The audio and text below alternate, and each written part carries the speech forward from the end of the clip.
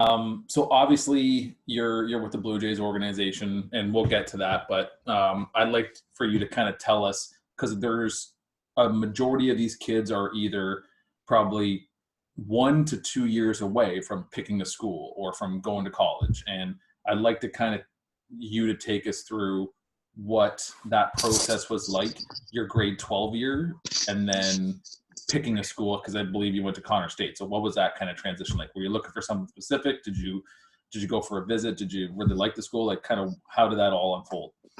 Yeah, so so grade 12, I just kind of recently converted to a pitcher. I was a catcher for most of high school, then started pitching a little bit. I was pretty raw, so I only had a few offers. I think junior colleges, some D2s. We did play, so I ended up going to Connor State because with OBJ, we played in Oklahoma, and they saw me down there, and OBJ kind of has a pipeline to Connors. And so once I got that offer, I think that was my first offer, and I just kind of, it was my first offer, super excited about it, committed there. And I didn't really look into, if they had a pitching coach, what the pitching coach was like, how are the coaches. We kind of just had, brief conversations. And kind of looking back, I wish I did a little more research, because me being so raw in grade 12 pitching, I really needed to go to a place that was the right fit for me and had a pitching coach. Like Connor State didn't have one. So I felt like I kind of just wasted 2 years of my development there, because it just wasn't the right fit for me. So like I'd say to you guys, thinking about schools, it doesn't have to be D1, it doesn't have to be junior college. I would just say find the right fit for you. Talking to the coaches, get their philosophy on things. If it doesn't align with yours, maybe that's not the right spot for you. So I just say, really do your research before you go somewhere, and don't just go somewhere for the name. Right. Yeah. And I'm finding that, I think a lot of coaches find that, like, obviously aspirations and goals are D1, and that's great. Mm-hmm. But there's still sort of that mindset that, like, JUCO may be beneath them, but there's a lot of quality baseball and competition at the junior college route that can be a significant feeder system up to a 3 or 4 year school at the end of the day. Right. Yeah. So I feel like if I went to a different junior college, it probably would have been a different experience. You know what I mean? So that was just my experience there. I should have done a little research and figured out they didn't have a pitching coach, and that's the biggest thing I needed.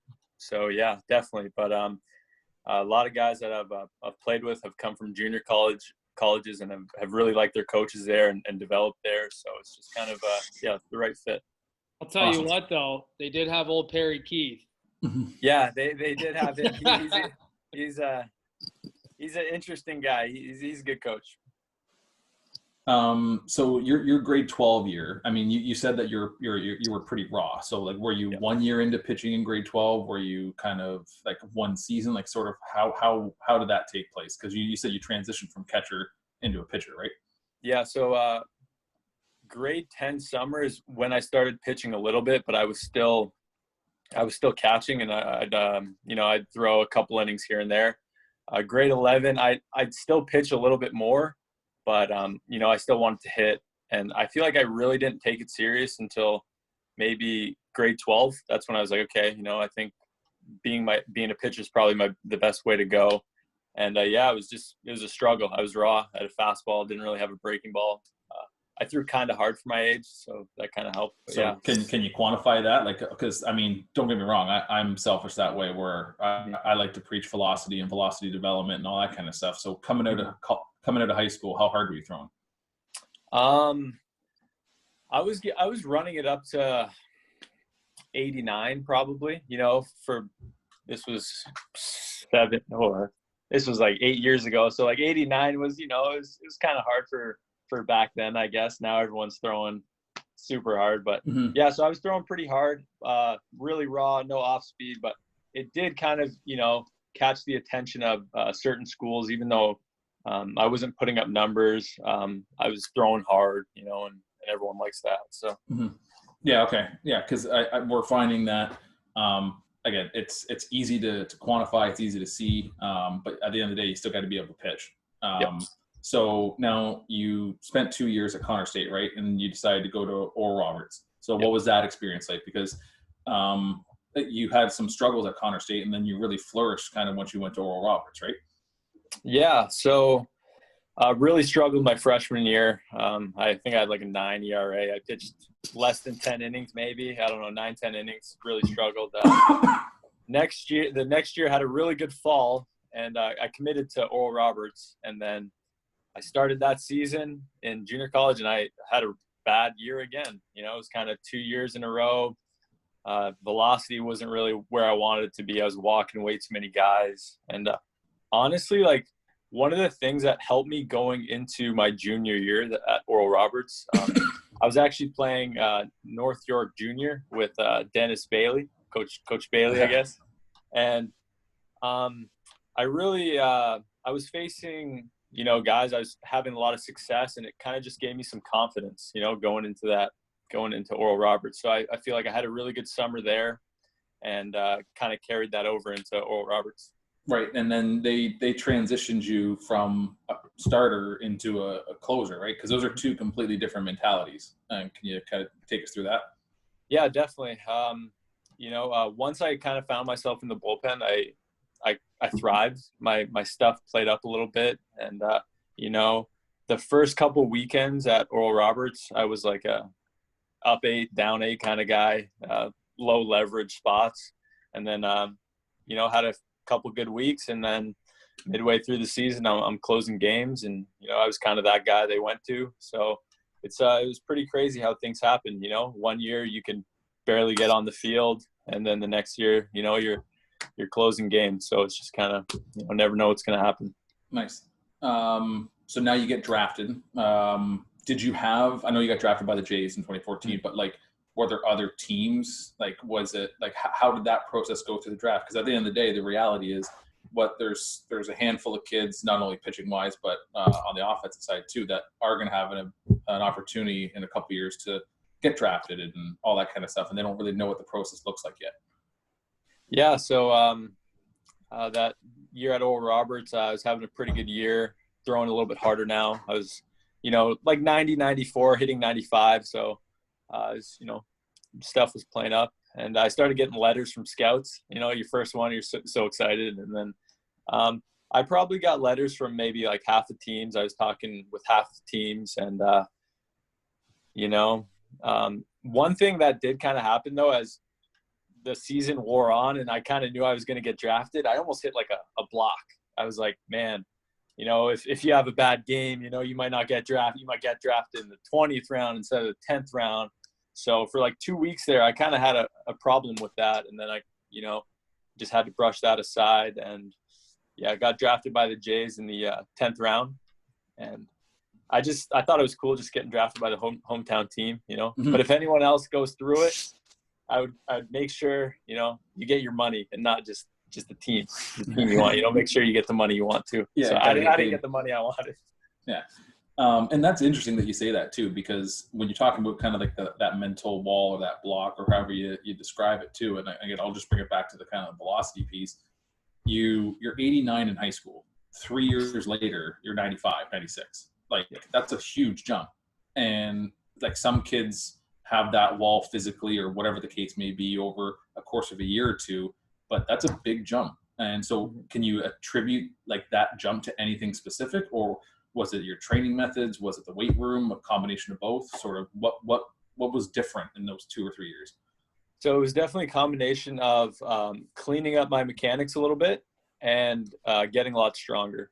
I feel like, at junior college, didn't really have a great lifting program, honestly, and no pitching coach really. And I got to Oral Roberts, and we had both of those things. We had a strength coach, we had a pitching coach, and just got stronger, cleaned up my mechanics, and then I just kind of progressively started throwing harder. It wasn't like there's no like magic fix, it was a progression. It was had a good season coming into Oral Roberts, gave me some confidence, and then cleaned up my mechanics, got stronger, and then stuff just started to click. And once you get rolling, it was pretty easy to keep it going. Okay. So now taking you through, you've had a couple good years over at Oral Roberts. You get drafted. you're probably on cloud nine. And then what happened in 2015 that kind of took you out of your sails a little bit? Got drafted, really excited, went to short season ball, had a good year, good half year, and so then first off season, worked my tail off, get a lot stronger, and going into spring training, having a great spring training, and my stuff's, I'm starting to throw a little bit harder now. I'm like consistently sitting 95, 96 instead of just touching it now. And then I blow up my arm. So everything's going great. I'm like, wow, I'm going to go to Lansing, which was low A. It's going to be awesome. And then this probably second last outing I had in spring training, arm just goes out. One pitch, fastball, blows out. And then, I go from cloud nine to a week later, my arm's in a sling. So it's kind of like two extremes there. Mm-hmm. And then when you go through something like that, like we have a lot of kids that are dealing with like soreness or pain or whatever. And then the mindset always for us as coaches, especially in amateur ball or high school ball or however you want to put a term on it, it's to get the player healthy, period. Like that's the priority. It's performance is secondary. We want to get everyone healthy. And at the end of the day, like, did you feel like you may lose your job? Did you feel like what's the next couple months going to look like, or how can you take us through that adversity? Yeah, definitely. Because, just getting started, like, I feel like once you get drafted, the first couple years are pretty crucial, to kind of get moving. And I knew that I'm going to be having surgery at 22. I'm coming back at 23, and I haven't even pitched above rookie ball. You know what I mean? So I knew it was going to be tough. And I was honestly just hoping that when I got back healthy that I'd still have a job. But one thing that actually helped me there was I came to my first spring training in great shape, and all the coaches kind of picked up on that. They're like, hey, man, Romano, he's looking good. He's throwing hard. He put in a lot of work. And even though I got hurt, they kind of still remembered that. So it kind of, they had that in the back of their mind. So I feel like they gave me a second shot when I did kind of get back healthy. So, right. It's kind of the little things like that. It's like if I showed up to spring training in bad shape, then I got hurt, I feel like they kind of would have just, tossed me aside, next guy up. Well, I was just gonna kind of touch on that. Like, let's call a spade a spade. Like, it's not like kind of criticizing it, but like, you're not a first round pick. They're not going to give you every opportunity, right? So for you to take advantage of your own body and keep in good shape, you gave them a reason. Like, you didn't give them a reason to let you go at the end of the day, right? So I like that. I like that framework of, I'm a 10th round pick. I had to work for everything that I have. That second chance, and you're rewarding yourself and them by kind of the contribution that you made so far, right? Yeah, and that's that's how it is. Even once you get into college, you're gonna be going against guys that probably have even bigger scholarships than you, and it sucks to say, but when they have more invested in you, they're gonna give you more opportunities. So if they don't have a lot invested in you, you're going to have to really show something. And I kind of understood that. A lot of kids don't. So if they don't have a lot invested in you, you really got to prove yourself. You know what I mean? Right. You can't slack if you're that guy. Cause I was that guy, and they could have easily just let me go. Right. Okay. So now what was that time frame like? So you got hurt in 2015. Like, when was the first, I guess the easiest way to say it, when was your first next outing? Like, when did you hop on the field again? So, yeah, I think I had surgery early May 2015, and I was on the, like, I guess you call it game mounds, but we were inner squatting on, like, backfields. That would have been May 2016. It was like a full 12 months before I got on a game mound again. So, I mean, for the first 4 months, you're doing the worst parts of baseball, and you just don't get to play. You're running, you're lifting, you're doing your shoulder care, all the boring stuff, and you don't get to play. So it's easy to kind of lose track of, the end goal. And, during those months, you got to find a way to stay motivated and kind of look on the bright side. If you're a negative guy, you're not going to make it through like adversity like that. You just kind of, always got to be thinking positive. And what kind of support system did you have around? Did you have a lot of like family and friends kind of checking in, or did you find that you were on your own a lot? Like, was it the team helping you through that kind of process? Who did you have around you?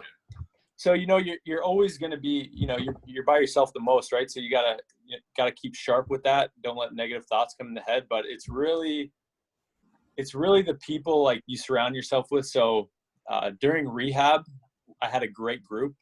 There's a couple guys I'm playing with now, like Danny Jansen, he's the catcher for the Jays, Ryan Brucky.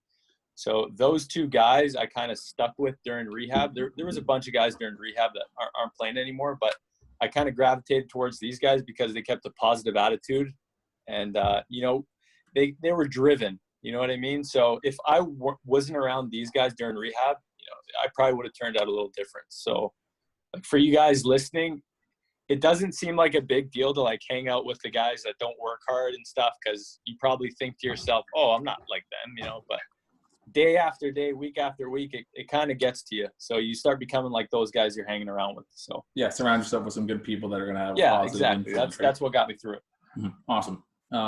So now I'm trying to follow kind of the chronological story of your journey, but I just want to get your thoughts on, we're all in this kind of COVID-19 pandemic. What does a typical day right now look for you, or a typical week from like a throwing point of view? Like, are you guys ramping up? Are you guys kind of in no man's land? Are you maintaining? Sort of, where are you guys at right now? What's a typical week look like? Yeah, so we're kind of in the same situation as you guys. It's kind of like we don't really know when we're going to be starting up. I'm sure you guys are the same, unless you've heard anything. But so I don't really know when we're starting up, but you got to stay active. You know what I mean? So I'm kind of I'm treating this like the month before spring training, as in the off season. So I'm throwing 5 days a week. I'm off the mound once a week, and I'm lifting 4 days a week. So, I mean, it's pretty much just a regular off season, getting ready for the season, but you got to stay ready. If, say you guys, the season opens up in July, and you guys been playing video games, not doing anything, it's just going to take you that much longer to get going. So I just stay ready. It doesn't hurt to stay ready. Awesome. So now getting back to kind of after your injury, I think you said it's 2016, roughly around there. You had a really busy 3 years. I think I don't know the actual levels, or whether single A or double A, but you escalated to the pros pretty quick. So can you take me through that, that process, and including that mass amount of trades that happened kind of in the middle there? Yeah. So I got back healthy, and I was sent to Lansing, which is low A. Had a pretty good year there. Started. And then next year was in the Florida State League, high A. Had a pretty good year, just doing my thing. A year after that was in double A as a starter. Had a solid year. And I don't know if you guys are too familiar with the rules and stuff of the minor leagues, but after that year, the Blue Jays could have protected me, put me on their roster or not. And they didn't choose to protect me. So I got Rule 5 drafted to Texas that offseason. So I was with the Blue Jays for 5 years. I all of a sudden get picked up by Texas. And then the next year I was in spring training with Texas as a reliever. I don't make the team, and then get sent back to the Blue Jays as a starter. So it was like, Texas, don't make the team, you're sent back. You're going to Buffalo in AAA. So that was how soon, I guess, did you move down to, did you have to move your family? How did that all work? Because you have a lot of relationships in Toronto over those 5 years, I'm sure, with teammates or whatever the case may be. And then they just tell you, yeah, you're Rule 5 drafted. Are you gone the next day? Or are you gone a week from after that? How did that work? So that was in the off season. So I was actually, you were at camp. Yeah, I was training at the Rogers Center, and then I find out, I got taken by Texas. So it was crazy. I had to leave the Rogers Center. I was no longer with them anymore. So it was definitely bittersweet because of, like you said, a lot of relationships. It's like all my teammates I've played with throughout the years. It's like never knowing if you're going to play with them again. And I describe going to a new team as like a new kid at school. You're trying to not step on any toes, know everyone. And especially with a Rule 5, okay? So with a Rule 5, you have to come into camp and make the team, or they send you back. And I kind of felt like, you know, a lot of the guys, especially the younger guys, they didn't really want me to make the team.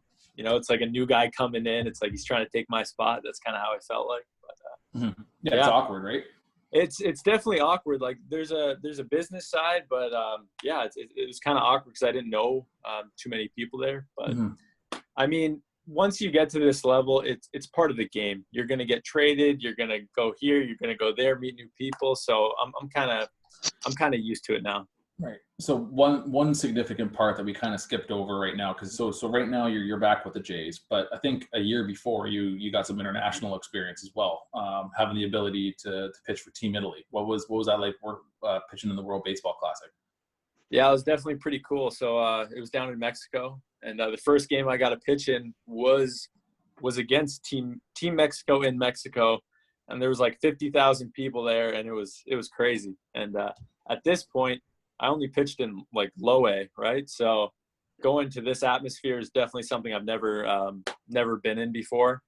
And yeah, you kind of just you don't realize it, but when you're in these situations, your body just kind of locks it in. Especially if you've been preparing right, you're like, okay, let's do it. So the first game we ended up, I got the win.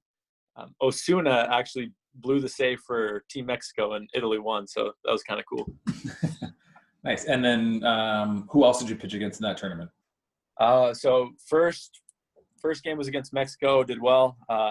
Next game I pitched was against Team Puerto Rico, and they had Lindor, Baez, Correa, and, you know, they called me in, and of course I'm facing all three of them. So I think Lindor singles off me. I don't know. I get like an out or something. And then Correa comes up to the plate. I hang a slider and he hits it, home run. And I think I'm on top 50 bat flips of all time. So he threw the bat up in the air, you know, disrespected me kind of. If you guys want to look it up, it's pretty good. That's your claim to fame. We'll put the link in it in our Google Class or something like that. Well, were they banging garbage cans? Probably. I don't know. Probably saw it coming. Okay, so actually on that subject, actually, like, do you have an opinion on how this whole thing is shaking in with Houston? Like, because as a pro guy, like, there's got to be some sort of, like, you hear it all the time from Clevenger and Bauer and how outspoken these guys are, but like, what's the tone of the clubhouse? Like, how are guys like kind of brushing it off? Are they pissed? Like, how's that all going down? Well, yeah, you know, you definitely don't want a team not having an equal playing field as you. You know, they cheated. So, yeah, the guy's definitely not happy about it. You don't want a team cheating, getting an advantage over you. So, yeah, boys just aren't happy with it. Right. So. Okay, so your first big league experience, get called up for the Jays. How'd you find out? Who called you? Like, was it your coach? Like, how did you find out first? And then what was that first experience like? Because I think you were in Baltimore at the time. Was that right? Yeah, Baltimore. Yeah. So really that year, you know, I'm in spring training with Texas. Had a really good camp. Don't make the team. I get sent back, and now I'm starting in Buffalo. So that's AAA. And I start, I think 4 times. I've had 4 starts, and my ERA is like a 15. Like I couldn't be pitching worse right now. I am getting crushed. I don't know what's going on. I was like, man, I can't figure it out. And so they're like, okay, you know, we're going to try you out relieving. Let's try relieving. And the first month, again, I'm getting crushed. My ERA is still in the double digits. And I was like, you know, you're calculating in your head. You're like, okay, if I go 4 months scoreless, I could get it down to like a 4. You know, you're doing that math.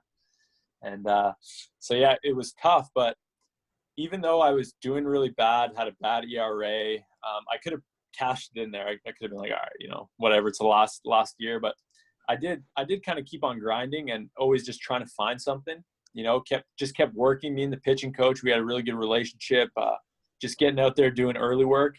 And then, you know, I had one good outing, another good outing. And then 3 weeks into me relieving, I'm closing games in Buffalo now. And so it just shows you how quick that can go. Mm-hmm. So I'm closing games. You know, I have a really good month and a half, and I'm starting to throw harder too. As a starter that year, I was probably 88 to 93, you know, and I started closing, and I'm throwing 97, 98, throwing really hard. And one game we were in Indianapolis, That's the Pirates AAA. It's a safe situation, and they don't call me. And I'm kind of pissed off. I was like, like, that's my spot, coach, put me in. So after the game, I kind of maybe have a feeling something's up because they don't even say anything to me. They just didn't put me in the game. After the game, me and a couple buddies were just staying, talking shop, and it's like 11 o'clock. And our manager calls me in. He's like, man, you're going to meet the team in Baltimore tomorrow. Like, congratulations, you're a big leaguer now.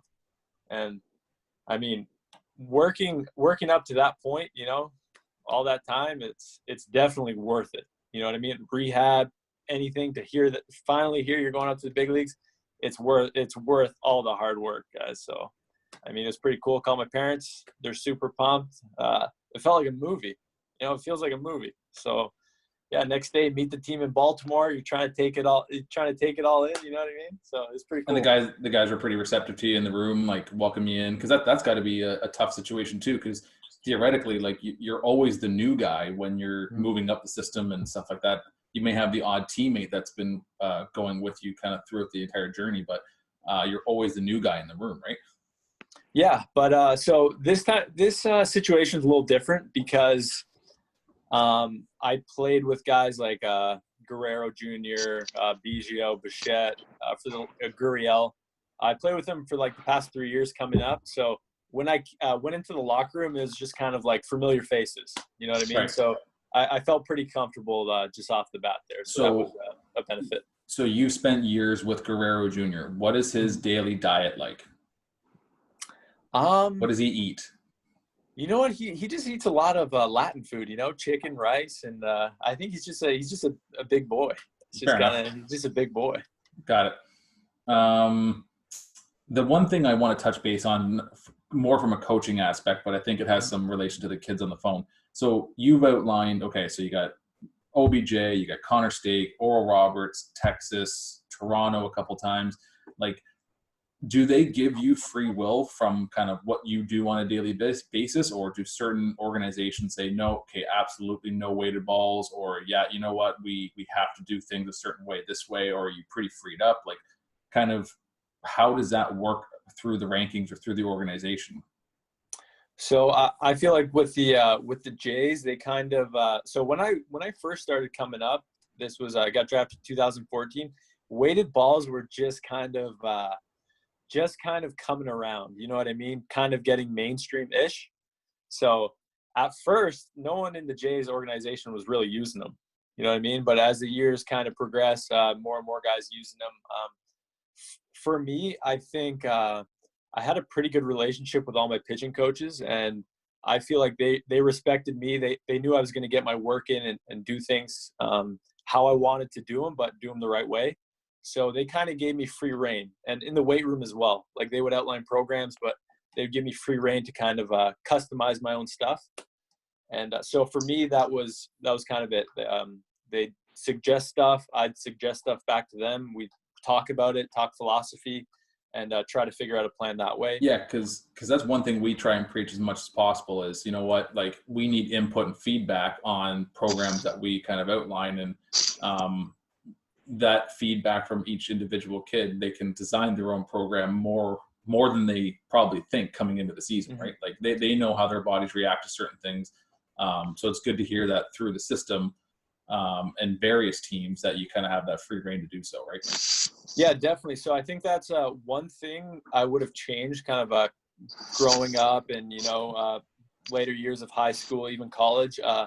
When a coach tells you something, you always got to be respectful and receptive, but you could ask questions. You know what I mean? It always doesn't have to be a yes and then you go do it. You could talk about it. Okay, why are we doing this? So-and-so is doing this. What do you think about this? Like, you guys can talk about it. I was just always kind of do this drill, and I was like, yes. I didn't think anything of it. I didn't think beyond why are we doing this. It was just kind of what a coach said, I'll do it. Right. I think you got to have a dialogue back and forth. I think that's how like good ideas come about. So, players talk with your coaches, share ideas, and I think that's the best way to do it. Yeah, and something that's I guess more time sensitive and relative to the group here is we find that there's kind of this, whether you call it a stigma or sort of this attachment with the junior national team. It's like you're shit if you don't play for the junior national team. But what's your experience been with that? Because I'll let you dive into that actually. Yeah, so if you play for the junior national team, great honor, and that's growing up, that's something I always wanted to strive for. I played on it for one trip and then kind of got the axe after that. But so my thing is awesome to play there, but it's really not where you're playing, guys. Like I kind of almost found my footing playing, I'm playing the Vaughan Vikings junior national team. You know what I mean? Kind of like that. It's wherever you're playing, just make sure you're getting good quality work in. So if you're playing for the junior national team or you're playing for the Markham Mariners, like you can still get the same work in if that makes sense. You know what I mean? It doesn't matter where you're playing. Yeah. And again, like I said, that's why I like conversing with you about your story, because it's not that that traditional route, right? Like it's, yes, you're on the junior national team. You were a catcher before, then you don't get called back. You get drafted. Like it's a pretty cool story just to persevere and continue to stick with it. And the mental toughness associated with that has to be kind of unparalleled, right? Yeah, that's it. Well, so when I got drafted, like I just knew, I was like, okay, if like I'm gonna work hard. That's why I took a little bit less money. I was like, just get me in there and let's do this thing, because I truly thought like, if I just keep working and keep grinding and do my thing, I'll eventually get there. You know what I mean? And a lot of guys, they're just not going to do it.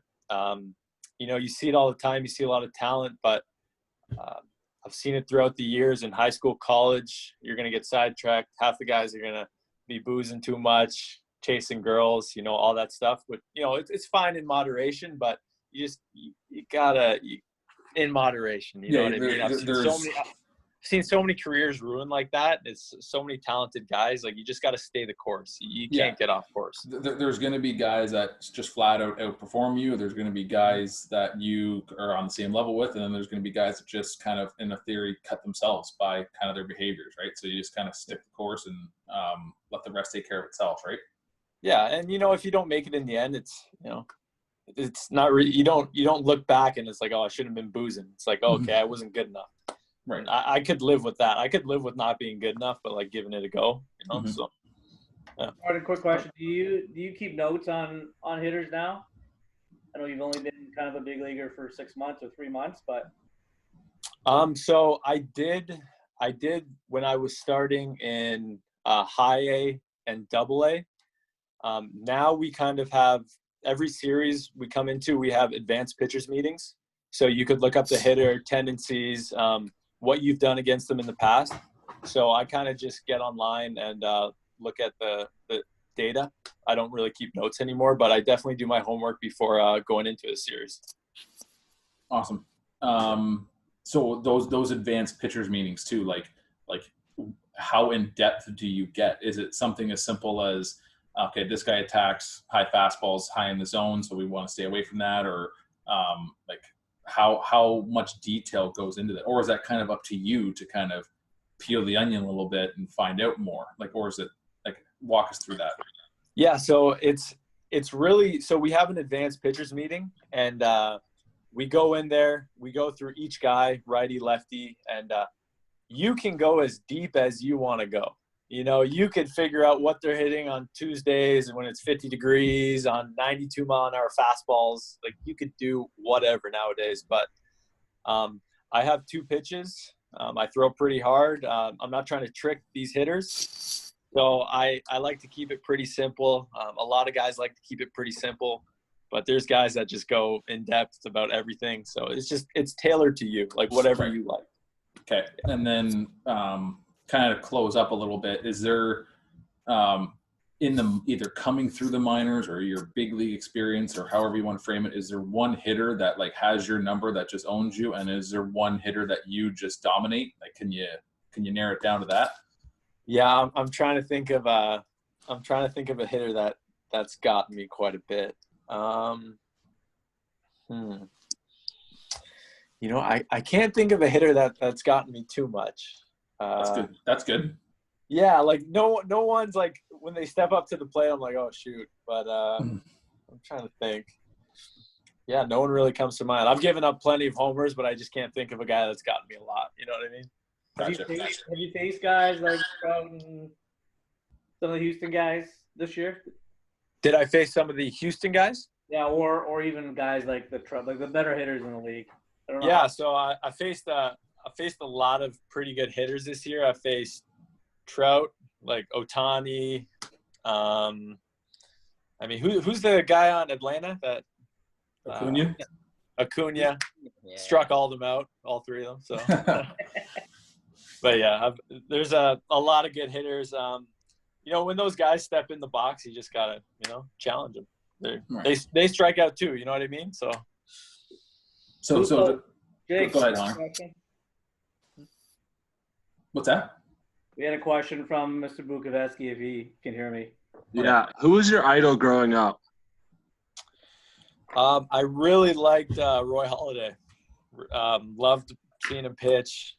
You know, we're kind of two different pitchers, but I kind of tried getting my delivery to look something like his. So that was kind of the guy. And Ricky Romero, if you guys know that name, he was a lefty with the Blue Jays. He was kind of the stud when I was growing up. So those two guys. Hey, Jordan.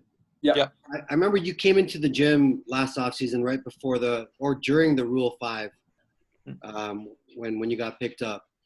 You are the only person in my 2 years there that came in.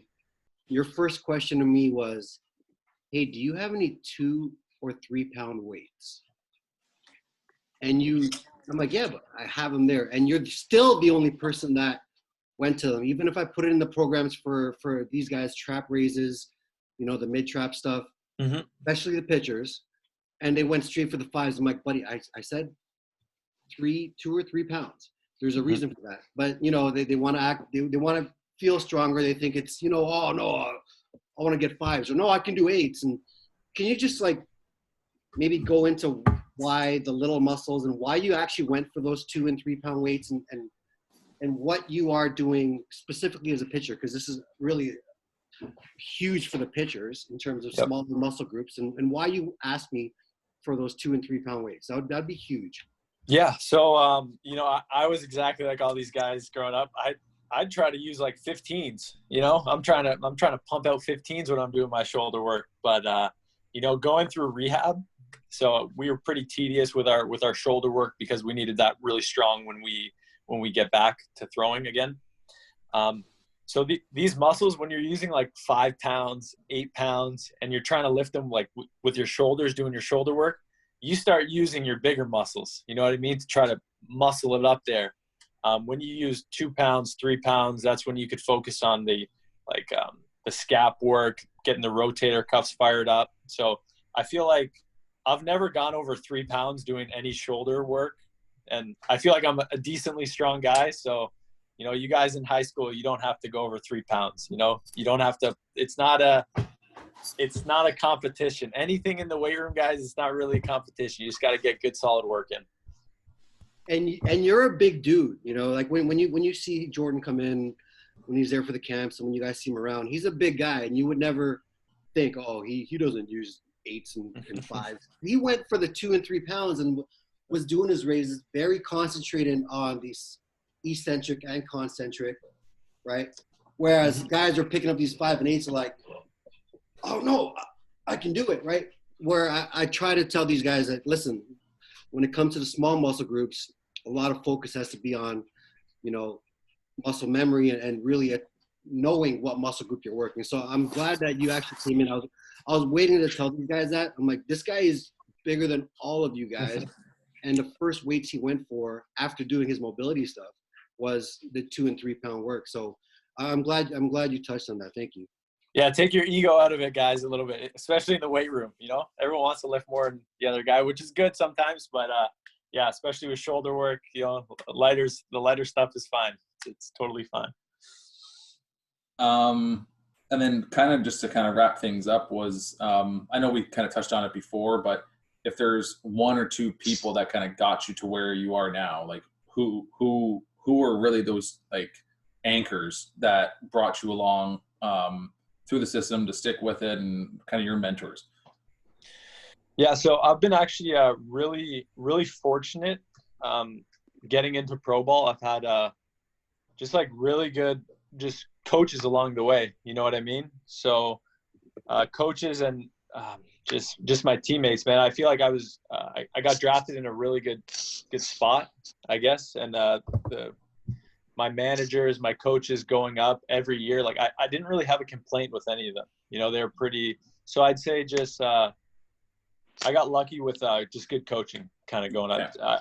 I wouldn't say just one or two people, you know, just kind of coming up, really good coaches that just cared. You know, you can tell they really cared. So, you know, seeing them care made me care, and kind of just climbed the ladder that way.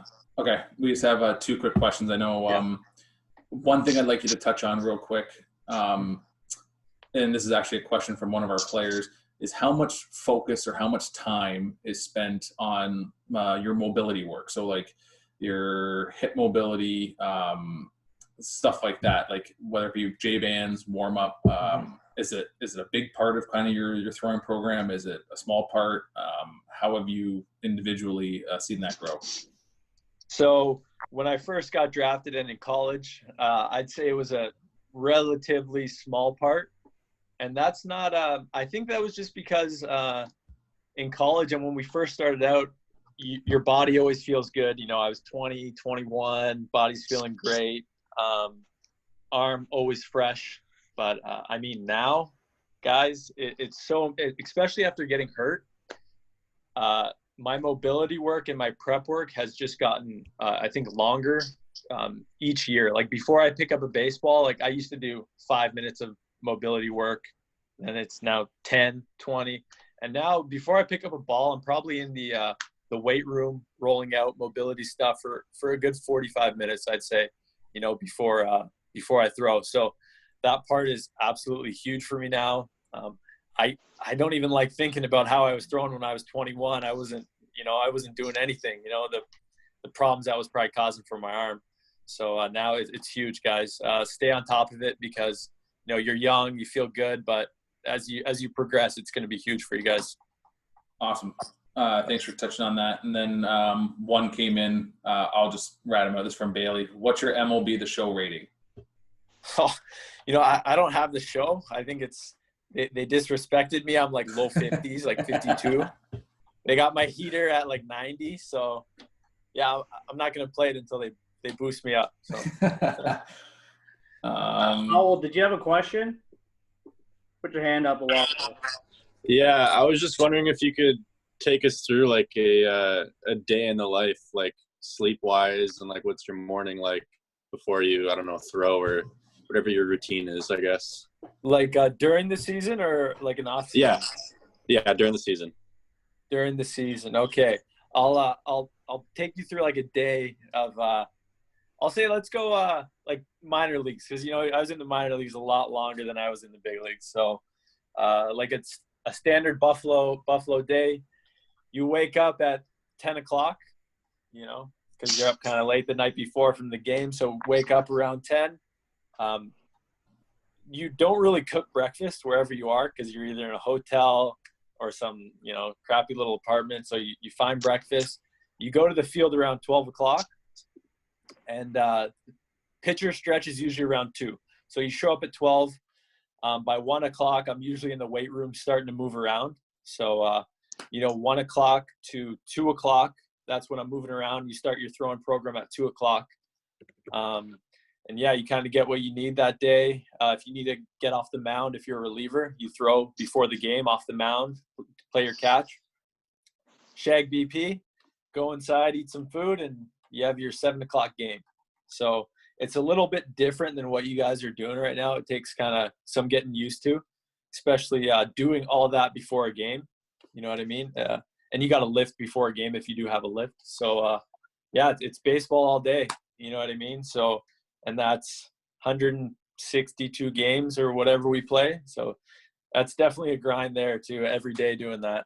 But, yeah, that's basically day in the life, I guess. Awesome. Hunter, should we wrap things up he's covered everything that I wanted to address. Yep, same here. Any other questions from players or coaches on? Yeah, feel free to shoot, guys. I was in your shoes 10 years ago. If there's anything you want to ask, feel free. No stupid questions. What does nutrition look like for you, Jordan? Like what things are you eating to keep yourself in shape? You know what? During the season and like spring training, they kind of provide all our meals except for breakfast. So we have nutritionists now, and they put out the food. I like to eat pretty clean. Just if you're eating junk, just do it once in a while. I'm not super strict on it, but I will say this: like once you do get to the big leagues, the food is way better in the minor leagues. So I mean that's probably the only difference, I guess. Yeah. Hunter, can I just get 2 minutes to overview what I want to share my screen and show the kids what I want them to do? Yeah. So I think, Jordan, thank you very much for coming on. If you guys have any other questions, just shoot them to us. We can get them to Jordan, and hopefully we're playing baseball soon. Thanks, Jordan. Yeah. All right. Thanks, guys. See Good ya. luck, man. Thanks. Okay, so Mets pitchers. This will be very brief. This is what I want to just address before we jump off the call because I have the ability to share it. Long story short, we're making efforts to make your midweek work way more competitive and have more of a purpose. So what we're doing is with your blast, the hitters of the Mets program, their blast data sensors, each team is going to be assigned 2 to 3 hitters, and your bullpens, you have to attack their hot and cold zones. So what that means is, for example, starting tomorrow, I'm going to post this in the Google class. Can you guys see this? Can you guys see my screen that it says Brandon Colley? No, they can't see it. No, they can't see it. Okay, let's go share. How about now? Jackson Hutchinson? Yep. Okay, so here's the deal. So long story short, 16U pitchers will be assigned 2 16U hitters, and your pitch cast data that you have to send me better be attacking high fastballs in the zone or off speeds early in the count.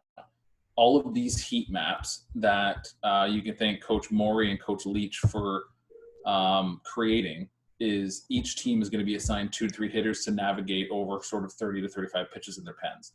So instead of giving me your pitch cast data, it's hard for me to derive what the purpose of that pen was. So, for example, you better be disappointed if you're hammering Cole Tomasi low in the zone because he's likely going to hit it. So that's not a successful pen. Most fastballs that you try and command better be high in the zone.